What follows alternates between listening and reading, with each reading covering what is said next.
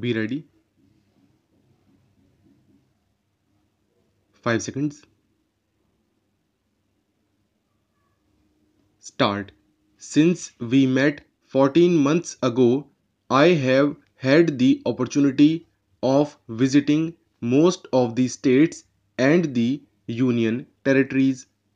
Early last month, I made an extensive tour of the far-flung northeastern region. During the tours, I met a large number of people from all walks of life and also came into close contact with several units of our valiant defense forces serving in inhospitable border areas at great personal sacrifice and hardship. These extensive tours over the length and breadth of the country have convinced me that our constitutional structure and the pillars that support it are perfectly sound. We can hopefully look forward to a bright and prosperous future provided we are able to maintain the unity and solidarity of the nation. For the first time in our history, the federal structure envisaged in our constitution has really come into its own. Ever since independence, one dominant party had provided the stability needed for our political system, and this was so till very recently. That party has now lost its unique position, and a number of other parties with different ideologies and programs have come up and have been able to get varying degrees of support in different parts of the country. In some of the states, regional parties are in power. The overall political picture is thus extremely complex. It is a matter of satisfaction that the relations of all state governments with the central government are cordial and correct. This is essentially the democratic way of life of mutual understanding and goodwill, of give and take, and of tolerance and capacity of work together in agreed programs for the national objectives. The role of the governor has to be correct in accordance with the constitution.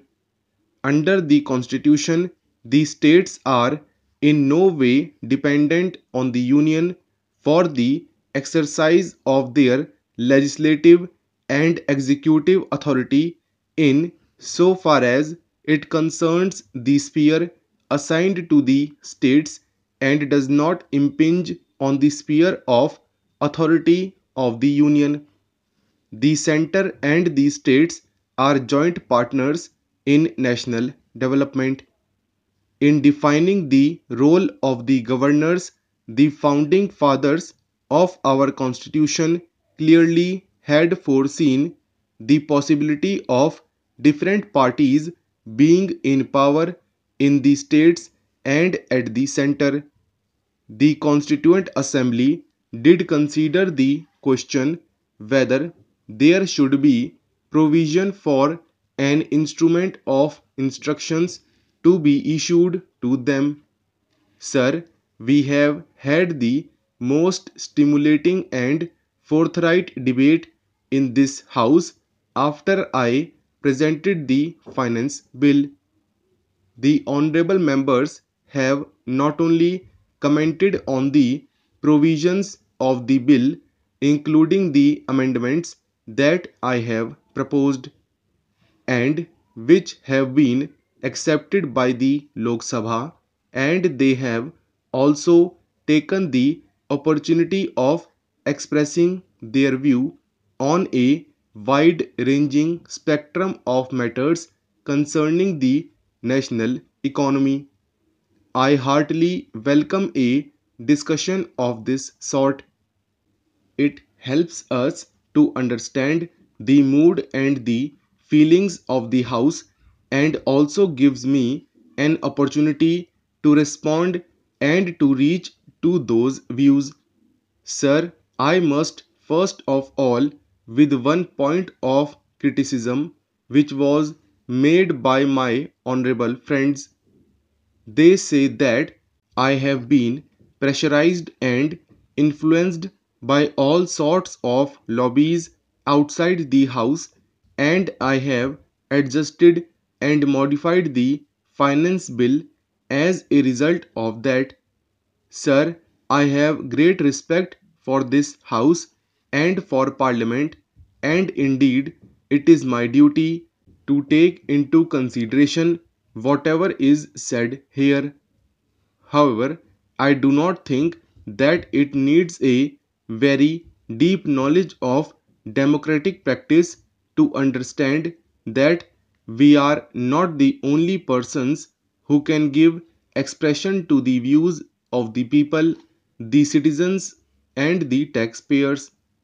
This might have been the philosophy of the previous government, which without hesitation suppressed popular expression and became a law unto itself. The present government's approach is different.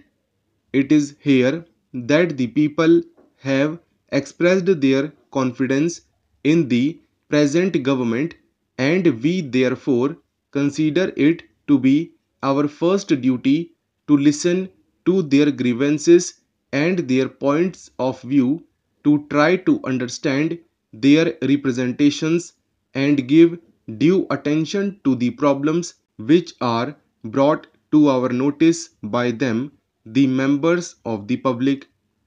It was against this background that I had listened with great care and attention not only to the suggestions made in both the houses but also to the representations made by a very large number of citizens, associations, and responsible individuals, and I am not apologetic about what I have done.